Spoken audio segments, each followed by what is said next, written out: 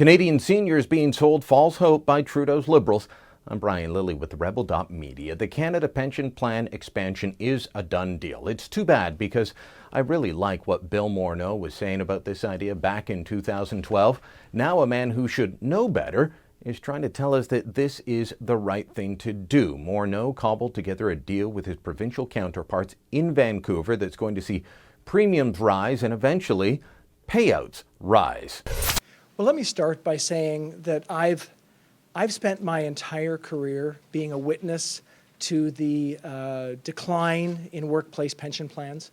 I've actually seen firsthand the challenges that Canadians have in saving for a secure retirement. Now that's Bill Morneau now. He's saying he spent his working life examining this issue. Well, he used to be the executive chairman of a company called Morneau Chappell. This is a company that provides benefits to corporations across the country and many other countries around the world. In fact, he got together in 2012 with his chief actuary and wrote a book called The Real Retirement. This is it here, and I want to read to you from the back cover. It says, in the face of dwindling pension benefits and aging workforce, there is a widespread perception that Canadians are headed toward a retirement crisis. The Real Retirement explains that these fears are overblown, as most of us have overestimated how much we need to save for retirement. The very first chapter is called Crisis, What Crisis? And on the issue of seniors in poverty, he uncovers, information, data that might be useful to this argument, like the fact that Canadian seniors' rate of poverty is actually quite low. Let me read to you from the book. It may come as a surprise to find the poverty rate among Canadian seniors is just 5.9%. In addition to being as little as a quarter of the poverty rate for seniors in some of the richest countries in the world, it is the lowest in the OECD among countries of comparable size or larger. On the next page, they showcase the poverty rate of the general population versus the poverty rate of seniors in various countries. Let me read to you from the chart, table 1.2. In the U.S., the general population has a poverty rate of 17.1%. For seniors, it's 22.4%. Japan, 14.9% for the general population, 22% for seniors. Switzerland, in socialist Europe, 8.7% for the general population, but seniors at 17.6%.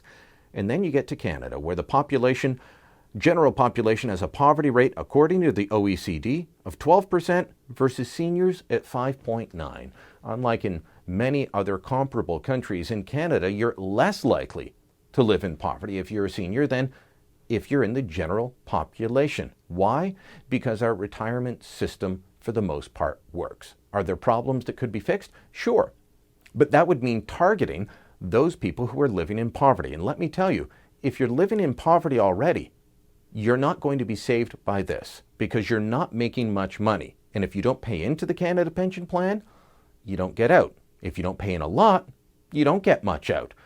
Starting in 2019, we're going to see premiums rise by $7 a month. That may not sound like much, but over the next few years, it'll rise to $34 a month, or a little over $400 per year. In the end, that will eventually mean an increase in premiums from a maximum of $1,000 per month now to $1,700 a month. But that is a long way off, and this will do nothing for people living in poverty now, and it won't do anything for the working poor in the future. What this will do is hurt jobs in the short term. The Canadian Federation of Independent Business has already said that their members have indicated we can expect either wage freezes, hours to be cut, maybe even layoffs to pay for this, because whatever you put in, your employer has to match. And that cuts into their ability to pay people what they want to be paid. This is a bad idea. And as I've said, it has been sold to us as something to help seniors now. But in his news conference, Morneau actually admitted that this is about the future, a long way down the road. We are improving the retirement situation for future generations of Canadians. It's an historic day that we've spent together today, and one that I think we'll look back on with pride to say that we've made a real difference in all of our children's future lives. Well, let me just explain something to you here. Those workers who are starting out now, or children that are younger, they would be far better off putting that money that Morneau wants to take off their paychecks and putting it into an RRSP or a tax-free savings account or some other personal savings vehicle. How many of us know someone who has retired only to die within months or a year or two? Well, if you're the typical Canadian dual income family, guess what? That money that you've set aside week after week, month after month, year after year in the Canada Pension Plan, that doesn't get turned over to your family. It goes back into general government coffers. This deal is a good deal for government. It's a good deal for the bureaucrats that will be paid handsomely to administer it, but it's a bad deal for Canadian workers. It's a bad deal for Canadian employees. I really wish that Bill Morneau had listened to himself only a few years ago.